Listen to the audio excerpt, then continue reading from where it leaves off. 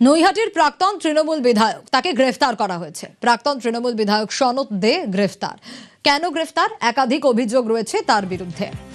কয়েকদিন আগে তার বাড়িতে পুলিশি তল্লাশিও চলে, আর গতকাল রাতে তাকে গ্রেফতার করা হয়।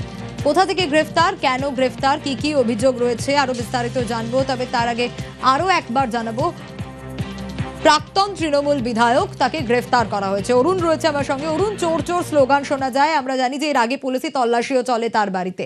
কি কারণ, কি কি অভিযোগ রয়েছে প্রাক্তন তৃণমূল বিধায়কের বিরুদ্ধে যে তাকে গ্রেফতার করা হলো? দেখো, এই সনৎ দে মাত্র ১.৫ বছর বিধায়ক ছিল উপনির্বাচনের পর। তারপর পরবর্তী তিনি ভরাডুবি হন, তিনি হারেন। এরপর থেকে কিন্তু তার এত বিশাল সম্পত্তি, একটা বিধায়ক সামান্য অ্যাম্বুলেন্স চালক ছিলেন এই সনৎ দে, সেখান থেকে এত প্রতিপত্তি, তার বাড়ি গাড়ি, ওষুধের বিশাল ওষুধের দোকান, সেখান থেকে তিনি ডাম্পার কিনেছেন, লরি কিনেছেন, বালি পাথরের ব্যবসা, সব নিয়ে এলাকায় মানুষের কাছ থেকে একটা বিশাল ক্ষোভ তার প্রতি জড়ে হয়েছে। ভোট পরবর্তী সময়ে তিনি ভোটের আগে বহু বিজেপি কর্মীকে বেধড়ক মারধর করেছেন এবং নিজে হাতে মারধর করেছেন বলে বিজেপি কর্মীর অভিযোগ করেছে। তাই সকালবেলা যখন তাকে গ্রেপ্তার করা হয়, গোপন সূত্রে খবর পেয়ে তাকে নিয়ে আসা হয় নৈহাটি থানায়। সেই সকালবেলাতেই কিন্তু এলাকার মহিলারা সেখানে চলে এসেছিল এবং তাকে দেখে চোর চোর স্লোগান দেওয়া শুরু করে। তখন তাকে ব্যারাকপুর আদালতে নিয়ে যাওয়া হয়। একেবারেই অরুণ, একটু শোনাবো যে চোর চোর স্লোগান দেওয়া হয় প্রাক্তন বিধায়ককে দেখে।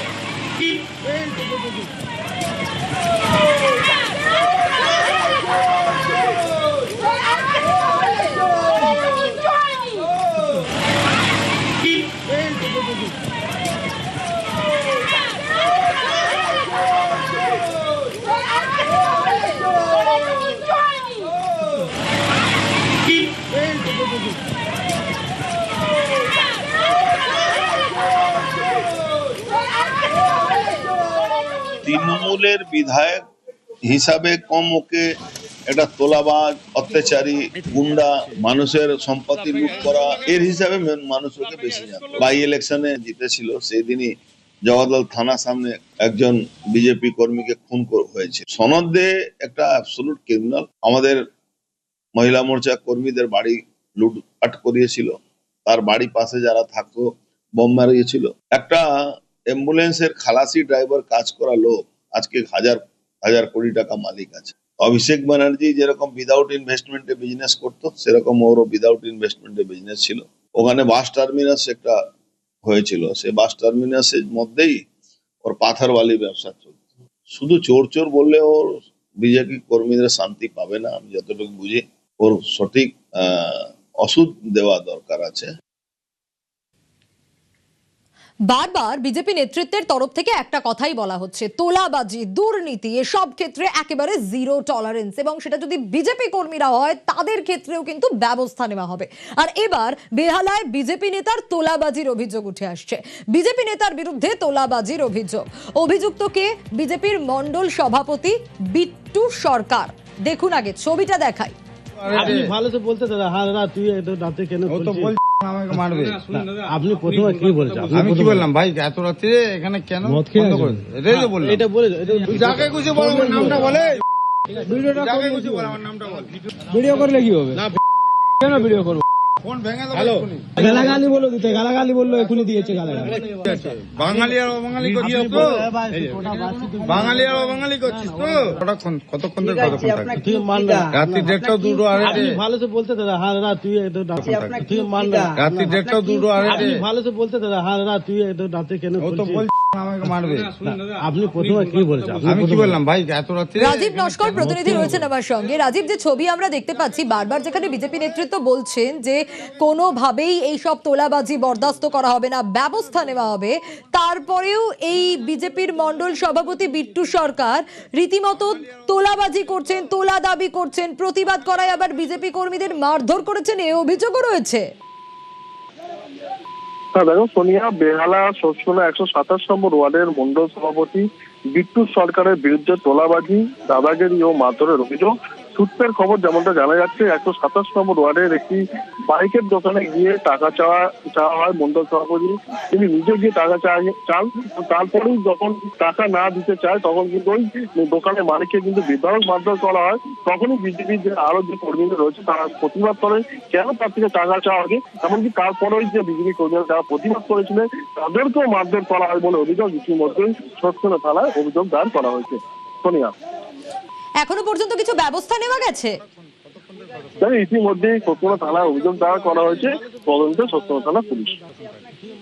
রাত্রি 1:30 আগে একটু সঙ্গে থাকো, দেখি একটু অভিযোগগুলো শুনি।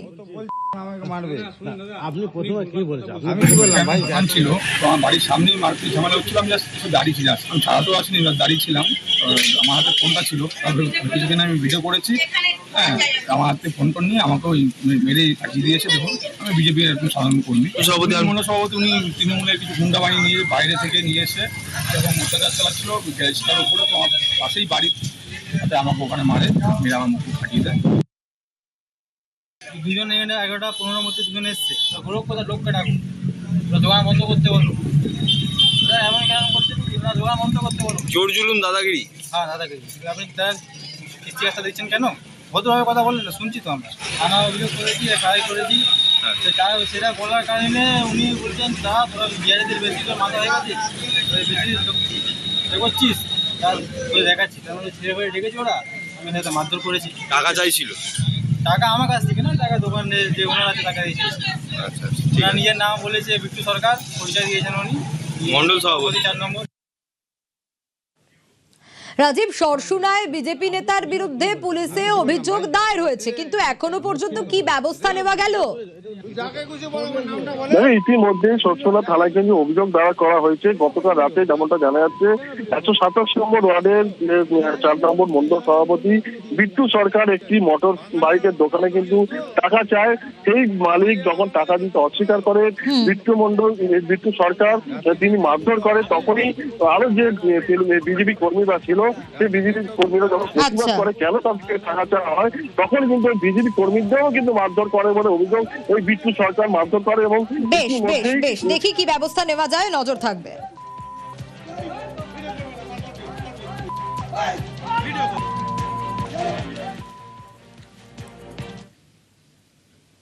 ঠিক যে কথা বলছিলাম যে বিজেপিকে বিশুদ্ধ রাখতে বিজেপি নেতৃত্ব কিন্তু মরিয়া। আবারও তাই দলের কর্মীদের কড়া বার্তা শ্রমিক ভট্টাচার্যের। নিচু তলায় বিচ্যুতি দেখলেই অ্যাকশন, কড়া বার্তা বিজেপি রাজ্য সভাপতির। রাজ্যবাসী জামা বদলের জন্য ভোট দেননি, জামার ভিতরের মানুষের বদলের জন্য ভোট দিয়েছেন বলছেন শ্রমিক ভট্টাচার্য।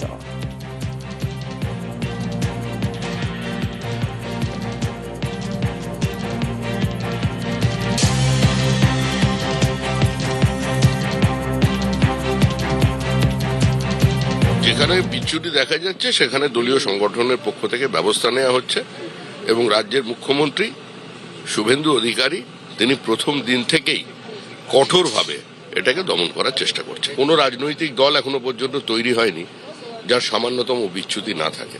যে অত্যাচার তৃণমূল কংগ্রেস 15 বছর ধরে করেছে তার যদি প্রতিক্রিয়া হতো তাহলে অনেকেই লিঞ্চিংয়ে মারা যেত, সেটা হয়নি। সমস্ত বিধায়করা অক্ষত আছেন, সমস্ত মন্ত্রীরা অক্ষত আছেন, সমস্ত কাউন্সিলর অক্ষত আছেন।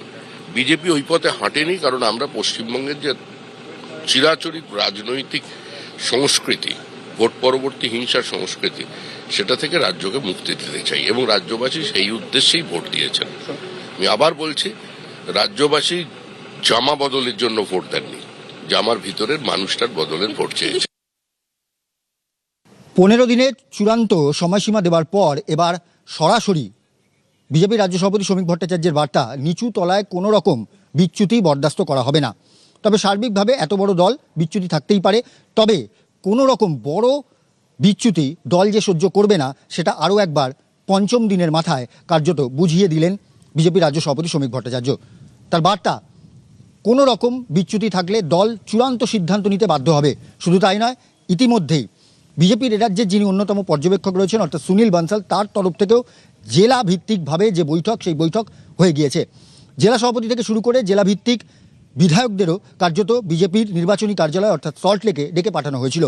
সেখানের বৈঠকেও বলে দেওয়া হয়েছে কোনো রকম নিচু তলায় ভুল বারবার করে বরদাস্ত করা হবে না। যদি এই ভুল বারবার কেউ করে তার বিরুদ্ধে দল চূড়ান্ত সিদ্ধান্ত নেবে। অর্থাৎ নিচু তলায় যাতে করে কোনো রকম বিচ্যুতি না থাকে তার জন্য এবার দলের রাশ টানতে চাইছে রাজ্য নেতৃত্ব। ক্যামেরায় কাঞ্চনের সঙ্গে প্রীতিশ বন্দ্যোপাধ্যায়, নিউজ 18 বাংলা, কলকাতা। নৈহাটির প্রাক্তন তৃণমূল বিধায়ক, তাকে গ্রেফতার করা হয়েছে। প্রাক্তন তৃণমূল বিধায়ক সনৎ দে গ্রেফতার। কেন গ্রেফতার? একাধিক অভিযোগ রয়েছে তার বিরুদ্ধে। কয়েকদিন আগে তার বাড়িতে পুলিশি তল্লাশিও চলে, আর গতকাল রাতে তাকে গ্রেফতার করা হয়। কোথা থেকে গ্রেফতার, কেন গ্রেফতার, কি কি অভিযোগ রয়েছে আরো বিস্তারিত জানবো। তবে তার আগে আরো একবার জানাবো, প্রাক্তন তৃণমূল বিধায়ক, তাকে গ্রেফতার করা হয়েছে। অরুণ রয়েছে আমার সঙ্গে। অরুণ, চোর চোর স্লোগান